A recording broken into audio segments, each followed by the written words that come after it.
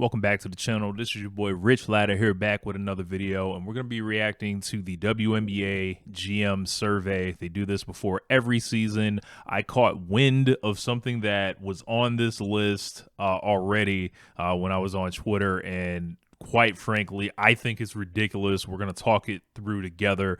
We're going to break down what I think of, the answers of these GMs. So there are 13 GMs in the league, one would presume. So I don't know how any ties necessarily worked out. I don't know if this is including the assistant GM, which may, skew voting to a certain degree or not. But pulling it up here. So you see we've got Caitlin Clark, Alyssa Thomas, Nafisa Collier, Asia Wilson, Breanna Stewart, and Paige Beckers highlighted here on the survey.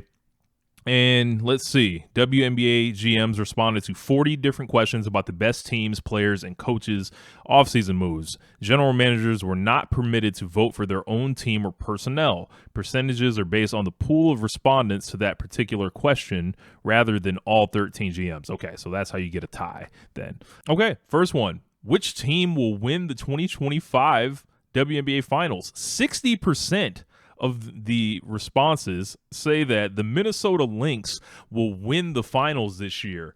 I guess that must be motivated on the heartbreaking loss that they took last year, which a lot of, teams worth their medal when they lose in heartbreaking fashion in the finals like that, whether it's in the NBA or the WNBA, usually come back that second year ready to just beat everyone down. I can understand the vote. Second place is New York. Tied for third, Indiana and Las Vegas. I think those four teams are the class of the league. Any vote for any of those teams in particular, I don't think is a bad vote. I think that, New York probably could have got a little bit more respect here, but 60% is kind of overwhelming for Minnesota. So I was surprised by that. The MVP, who will win the 2025 Kia WNBA MVP? Number one, with 67% of the vote, Nafisa Collier. Number two, Asia Wilson, 25%. And number three, Caitlin Clark with 8%. This is kind of surprising. It looks like around the league, Collier kind of earned her stripes to get at the top of the MVP discussion. Caitlin Clark is the betting favorite that opens up, and you can just project her stats just to be video game like. Asia Wilson at number two. I think that's kind of a respect vote. Obviously, you saw what she did last season. I feel like Caitlin Clark is going to win the MVP this year. So seeing her at three, kind of a surprise for me here. But I think some of the Caitlin stuff that is on this survey is pretty interesting, and we're gonna take a look at it. This is an interesting question. If you were starting a franchise today and could sign any player in the WNBA, who would it be? Number one, 50% of the responses, Caitlin Clark. Number two, Asia Wilson, 33%. Also receiving votes, Nafisa Collier and rookie Dominique Malunga. Caitlin Clark won this last year before she ever played a game. Paige Beckers notably absent from this. I think even 50% only for Caitlin Clark is ludicrous here. There's no way that you don't take the 23-year-old, way younger, at least 5 years younger than Asia Wilson. Also, you look at the business, you look at the quality of play, you look at how you can fit people in around her. I think 50% is a tragically low number in this case. I understand the greatness of Asia Wilson, but you look at the age, you look at the production, you look at the future, you look at the business, you look at the jersey sales, you look at the crowds, you look at the tickets sold at home, on the road. This is a no contest. I don't know what the GMs were doing. The next question, which player forces opposing coaches to make the most adjustments? Number one, 33% for Asia Wilson. Two, Caitlin Clark. And also tied for second, Breanna Stewart. This doesn't really square with me because I see how Caitlin Clark gets guarded 94 feet. I saw, who can forget the famous video of the young lady taking the free throw and running back to Caitlin Clark when she had, still another free throw to shoot. I guess in Asia Wilson's case, people in the league feel that in the areas that she's most effective, she can just alternate between the two in a dominating fashion. And I guess that's, what they're looking at. I disagree, but I'm not as upset about that as the franchise question. Which player is most likely to have a breakout season? One, Satu Sabali with 20% of the vote. So also receiving votes are Maddie Segris, Marina Mabry, Kelsey Plum, Gabby Williams, Aaliyah Boston, Rakia Jackson, Ryan Howard, and Brittany Griner. Satu is a weird one for me here because she's been first team all W before. So what is she breaking out from? I know she only played 15 games last year and she was injured. I think this is just a weird question. My personal pick would probably be Kelsey Plum. We could probably look at Rakia Jackson as well. I think those two are going to be sensational this year. Who is the best point guard in the WNBA? Tied for first, Caitlin Clark and Chelsea Gray with 50%, and this is absolutely insane. I want these people arrested, charged for ludicrous voting in this GM survey. So this is part with the next question. I don't think they consider Caitlin Clark a point guard, which is crazy in my estimation. You look at the assists, which Chelsea Gray has never sniffed in her career. I know Chelsea Gray does the flashy passes sometimes where she turns around real fast to make it look like she did something more than a regular pass. This is legacy voting right here. This is what this is, because if you're telling me you look at those two last season and how they played it out, right? And I understand that Chelsea Gray was coming back from an injury. I feel like you do have to cut her the slack on that, but also you cannot take away what you saw from Caitlin Clark. You cannot add in how Chelsea Gray played an unrivaled here if you're not going to start adding in everyone else's international commitments into this voting and why they were great in the China League, so we're going to come out here and do that. Why they were great in the French League or something. No, this is crazy. 50% of GMs still don't get it, or they don't consider her a point guard, which I don't know, man. I think they are anticipating a bounce back year for Chelsea Gray, but there's no way in hell that Caitlin Clark is not the best point guard in the WNBA. There's no way in hell. I don't see anyone picking Chelsea Gray as an MVP candidate while they play the same position. So the only thing that I am led to believe is to think the people that voted for Chelsea Gray do not consider Caitlin Clark a point guard, which is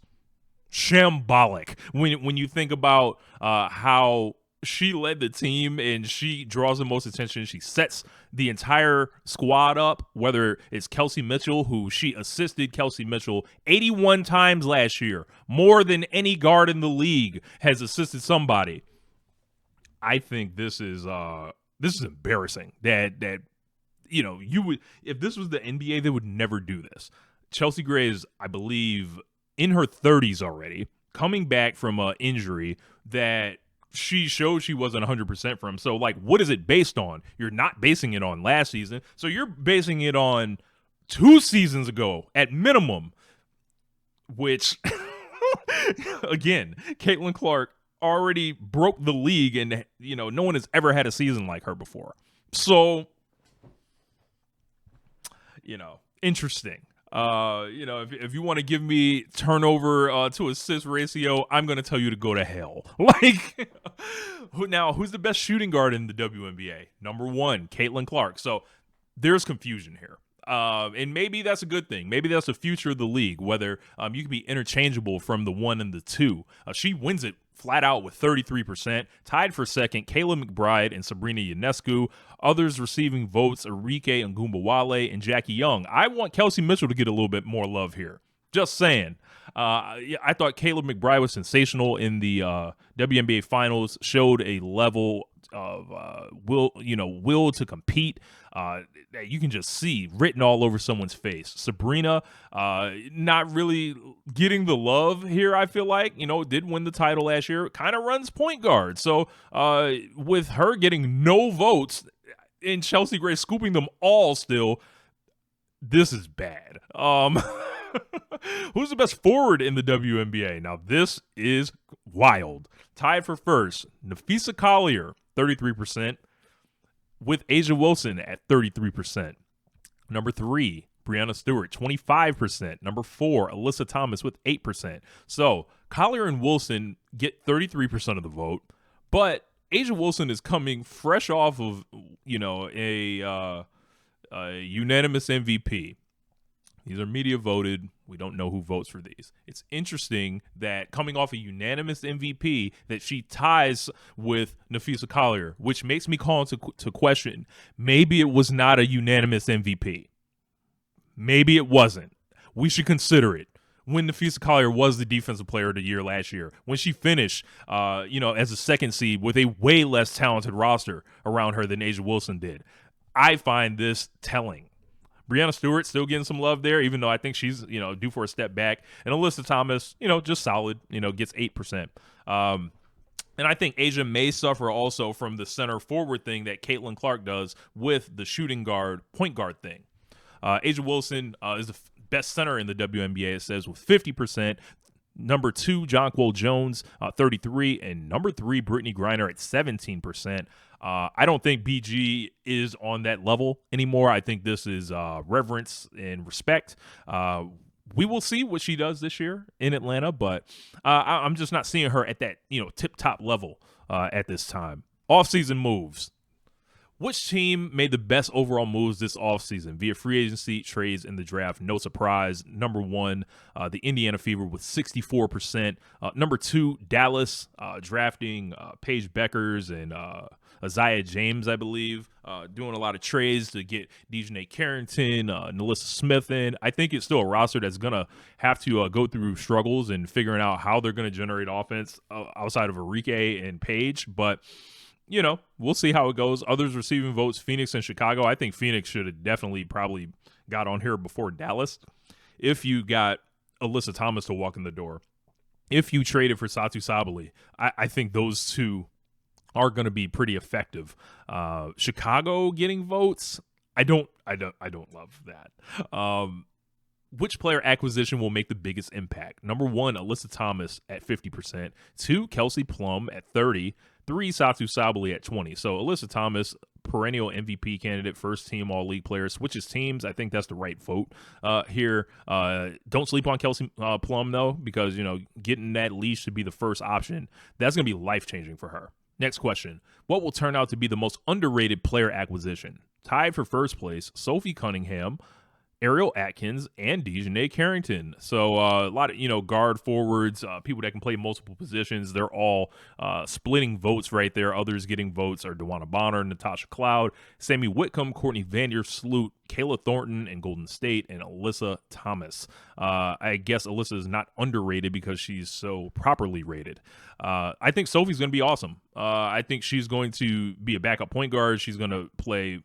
She could play 4 positions for you, I think. So that's just going to be, and with the Fever, the attention on them, and her being able to slide into those positions makes it to where if there's any injury, any hesitation, any unsure, nature behind the Fever, they have a Sophie coming at him that can start. They have her that can come off the bench, and she's like already kind of being the Indiana fan base is wrapping their arms around her. When she plays in Gainbridge, she's going to fire the building up. So she's going to definitely have an effect there. Dejanay Carrington being next to Paige and Enrique gives them a great wing defender that can, take the number 1 person on the other team and not leave that in Enrique or Paige's hands. Even though Paige is kind of capable, I think Dejanay is another level defensively. What was the most surprising move of the offseason? Number 1, DeWanna Bonner to Indiana. I don't think anybody saw that coming. Number 2, both Brittany Griner, Breanna Jones at 17% to Atlanta. There were comments in the media. There was a perception that I think has kind of gone up in flames at this point, that people didn't want to play in Indiana or would not do it. I didn't really see that. I think people see the talent that's there, and they're just like, whatever, hesitations or misforgivings they had, it wasn't enough. So which team will be the most improved in 2025? Number 1, 42%, the Indiana Fever. That is pretty obvious, I would say. I don't think there's been anybody else to go from, whatever level higher from down below than the Fever. Number 2, Chicago at 33%. They did not make the playoffs this year. I see some people that have them listed as possibly an 8 seed, maybe as high as a 7, which would be huge for them. Number 3, Atlanta, 17%. Again, seeing how Brianna Jones, with, if she's got a 3-point shot, that's definitely going to help. Brittany Griner's, talked about getting that 3-pointer going. Like, they can be a good team, which plays with a lot of energy, and I liked what I saw from them in the preseason. And number 4, the LA Sparks. LA Sparks have remade their entire roster. They still have Cameron out, but when she comes back, it's going to round out their team, and they are young enough to where they have nowhere but to go but up from where they were last year. So, and adding Kelsey Plum obviously will help. Rookies and international. Who will win the 2025 Kia WNBA Rookie of the Year? 73% of the votes go to Paige Beckers. Number 2, Dominique Malonga. And number 3, Sonia Citron. I think this is going to be a little bit more of a battle than most people anticipated. I thought it would just be a laydown for Paige. And I think Malonga, if she gets the minutes, she's going to have something to say about this. And then Sonia Citron kind of showed that she's ready for this level as well. So Washington's going to be so bad, though. That's the only problem. Paige, is the clear favorite, but I would not be shocked if Malonga made her voice known. Which rookie will be the best player in 5 years? Now, this is an interesting question. So, as long as I can remember, Paige Beckers was always called the no doubt number 1 draft selection in any draft she would have come out in. Obviously, that wouldn't have been true last year. But in her own draft now in 2025, I felt if this was the NBA, the team that had the top pick would take Dominique Malonga in a normal situation, because Paige is 23 years old. Dominique Malonga is 19. She's 4 years younger and has those rare talents like being able to dunk, the size, the agility, the ability to finish, the ability to learn to be a good shooter who looks like, she doesn't have a broken jump shot or anything like that. This feels like it would have been an easy number 1 selection. And it looks like the GMs kind of agree with me. I felt like the Wings should have at least considered Dominique Malonga, but it's very hard to walk away from Paige Beckers, the pedigree, the UConnism, the star that she is. It's very hard to walk away from that. But the league seems to think, hey, in 5 years, she'll be 1 year older than Paige is right now. So what would you think? I don't know. I think the GM's got it right here. And then the next question compounds it. Which rookie was the biggest steal at where she was selected in the draft? Number 1, Dominique Malonga. Being called a steal at the 2nd overall selection. Circle this, highlight this, and this is the reason we make these videos now. Not, it's before the season, who cares? It's, we got to see something on the court. No, we make these videos and we make these proclamations before the season so we can call back to them and use these as credibility, so we're not just making videos talking into the ether and staring at our screens. That's not what we're doing here. We are talking about the game as it comes and being able to reference and correct in real time to get it correct. So Aaliyah Nye for Vegas, great outside shooter. That is something Vegas definitely needs with the departure of Alicia Clark. And Michaela Timpson. Timpson in the 2nd round looks like she's going to be an absolute steal for years to come. Already, the Indiana Fever fans have fallen in love with her. She's done local appearances on the ground. She was awesome in preseason. Looks like a awesome finisher around the rim. Great defender, can make her free throws, and seemingly the future of the power forward position in Indiana. Who is the best international player in the W? Jonquel Jones with 50%. I don't see how anyone can argue with that.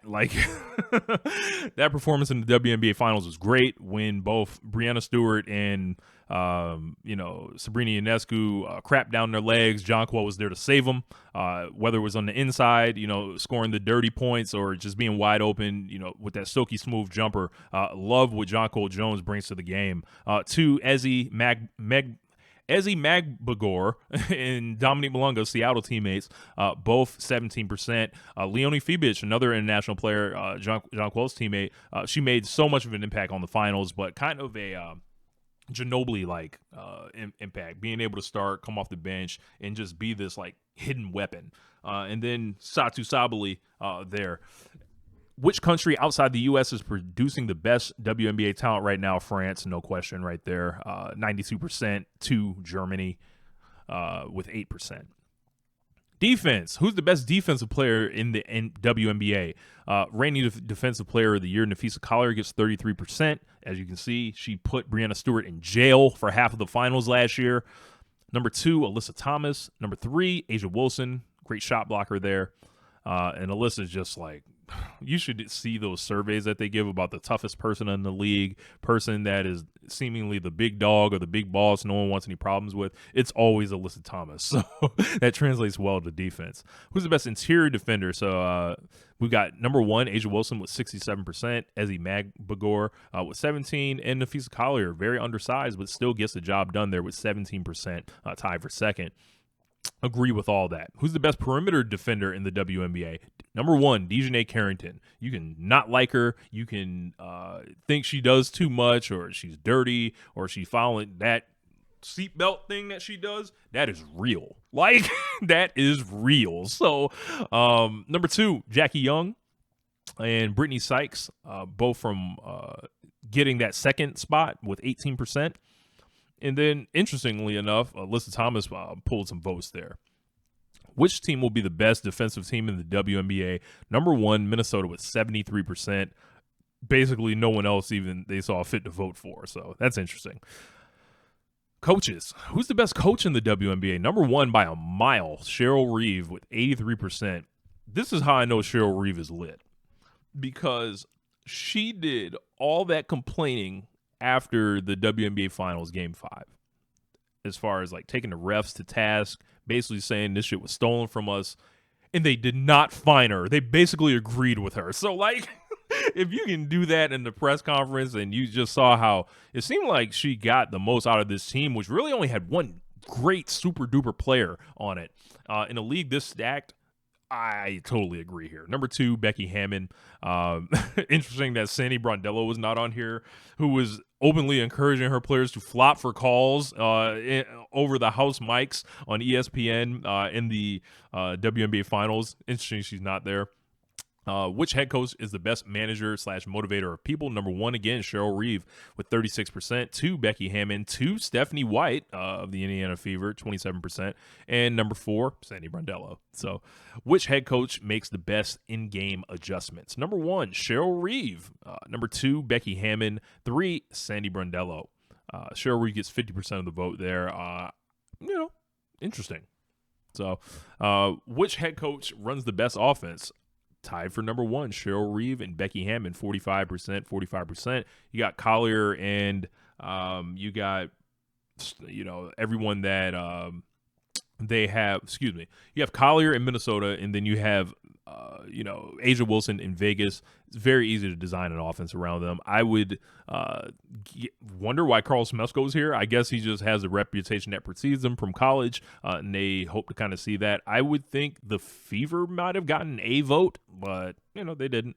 Which new or relocated head coach will make the biggest impact on his or her team? Number 1, Stephanie White, 50%. Absolutely agree. Number 2, Tyler Marsh in Chicago. And number 3, Carl Smesco in Atlanta. We already know about the system with Smesco in Atlanta. They're going to shoot a lot of threes. Tyler Marsh is interesting to talk about because of the way the Chicago Sky were kind of coached last year, where it felt like they did not have an offense an offensive identity. It was just, all right, someone on the perimeter is going to try to create, throw something up, Angel, save us on the boards. And now they are coming there and they're looking to actually do something. They have, some outside shooting. They have, Courtney Vandersloot and then Haley Van Lith. And then on the inside, you got Angel and Camilla. And there's seems to not be as much of a focus on trying to pound the ball to Angel Reese to be a creator or something like that. They're going to let her, kind of freelance. And, we're going to see, because I think the situation with the Sky last year was so weird, like as far as like how they approached the game. They had these glaring holes that they just played into. So which active player will make the best head coach one day? 1, Chelsea Gray, 36%. 2, Courtney Vandersloot, 18%. So this is like Jason Kidd type thing. Like, whoa, as soon as they're done, they'll just head right into coaching. Steve Nash, that's kind of what it is. Which retired player who isn't already coaching in the W should be tied for first with 4 different people: Dawn Staley, Lisa Leslie, Candace Dupree, and Sue Bird. I don't know if any of those people want to coach in the W. Dawn Staley, I think that would be a massive pay cut from South Carolina. Sue Bird seems to be content with running Team USA, doing her podcast, being a member of the media.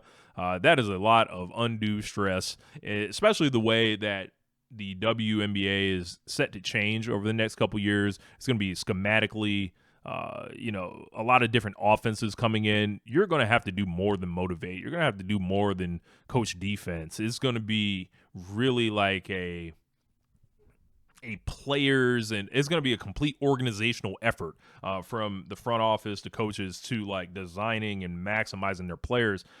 Sometimes coming from a former player is just like, why don't you just do what I did? And I'm not saying that's the case for these people, but it's just the risk you take. Also receiving votes: Maya Moore, Candace Parker, Katie Smith. Miscellaneous. Now, which 2 teams will lead their conference in the Commissioner's Cup to reach the championship game? The number 1 vote is the rematch from the WNBA Finals: Minnesota versus New York. Number 2, Vegas versus New York. Number 3, Minnesota versus Indiana. 4, Vegas versus Indiana. So we'll see how that is. I don't know. Which team will be the most fun to watch? Number 1 with a bullet, 75%. No one else really even ranking the Indiana Fever. Absolutely. Who's more fun than the Fever? The Fever are electric on offense. They have the proof on the business side, and they have the statistical evidence as well. So, they just have the buzz, and they just, got a team cover on, Sports Illustrated that I'm going to be talking about in another video. Which team has the best home court advantage? Number 1, New York at 50%, 2, Indiana at 42%, 3, Vegas at 8%. The New York building looks great on TV, sounds awesome. It's huge. The way they have the court painted up, the uniforms they wear that complement the court, and being New York City is a big deal. But man, I tell you, don't nobody actually want to walk into Indiana. No. Like New York, you can convince yourself you're on Broadway, you're here to do a show. You go to Indiana, and it's like that entire building is against you. Like, they're here for the Fever, and they're gonna be loud and let you have it. So I think number 1 should have been Indiana here. Which team has the most promising young core? 1, the Indiana, 50% gets it. 2, Los Angeles with 30%. Interesting. I think CMB, Clark Mitchell Boston, is the class of the league, especially when it comes to young cores. Which player is the most athletic? Number 1, Kalia Copper, 36%. 2, Brittany Sykes, 27%. 3, Dominique Malunga, 18%. And others receiving votes: Nafisa Collier, Asia Wilson. I think you could probably put Kelsey Mitchell in there as well. The way she just is so fast, zooms around the court. She should have got some love here. They're doing it again, man. Which player is the best passer? 1, Chelsea Gray, 75%. 2, Caitlin Clark. What are we doing? I don't even think Chelsea Gray's ever led the league in assists before. I would have to double check that.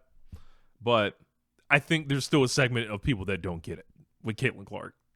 Some of the passes that she can do and pull off in transition, in the half court, and just like at a whim that no one else sees, is for me a little bit more impressive than Chelsea Gray spinning the ball with some of her passing. Now, Chelsea Gray is a great passer. Don't want to take it away, but like, time moves on, man. Like, and I don't think a lot of people want to admit this. So, which player is the best leader? 1, Nafisa Collier with 42%. Asia Wilson, 42% tied. These are things that I think the league is privy to that us on the outside may not have a great, kind of feel for. And sometimes we see backstage videos. Sometimes we see, how on the court we can see how people inspire their teammates. But I don't really know as far as what to really judge this on. Who's the most versatile player in the WNBA? Number 1, Nafisa Collier. Number 2, Brianna Stewart. Also receiving votes: Jackie Young, from the Vegas Aces, Gabby Williams from Seattle, Satu Sabali, and Enrique Ngumuale from Dallas. So if Caitlin Clark tied for the first best point guard and then was the number one shooting guard, why is she not on the versatility thing here? So I would think that was kind of a mistake there. I can't argue with Collier, though, because it feels like Collier can play three positions. She can play center if you want, power forward as well as small forward. So, and we know the defense as well that goes into that. Here we go again. Which player has the best IQ? Number 1, Chelsea Gray. 2, Caitlin Clark, 18%. 2, Courtney Vandersloot, also 18%. So, what are they measuring basketball IQ on? I'd love to know.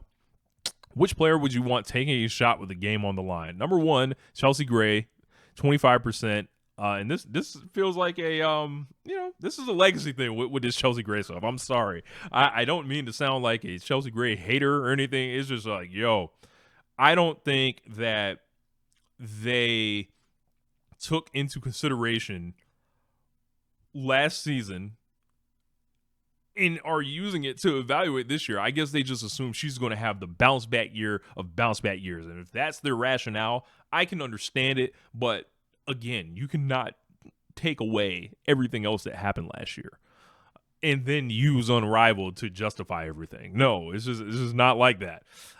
Sabrina, that huge shot in the finals, I think she should have won this thing here. One of the greatest shots I've ever seen in my life. We know she'll shoot them, even if she'll have a game for you like 1 of 19 or something.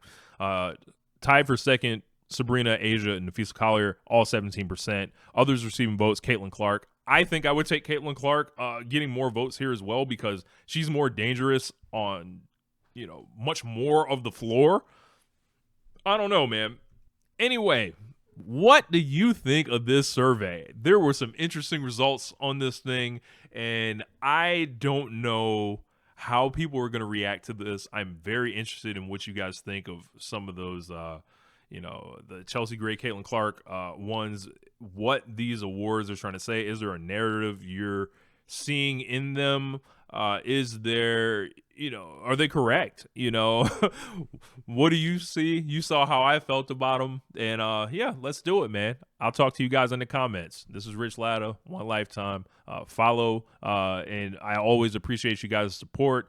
And, if you come in the comments talking crazy, you might get a response, you might not. So be ready either way. So anyway, this is Rich. I'm up out of here. Peace.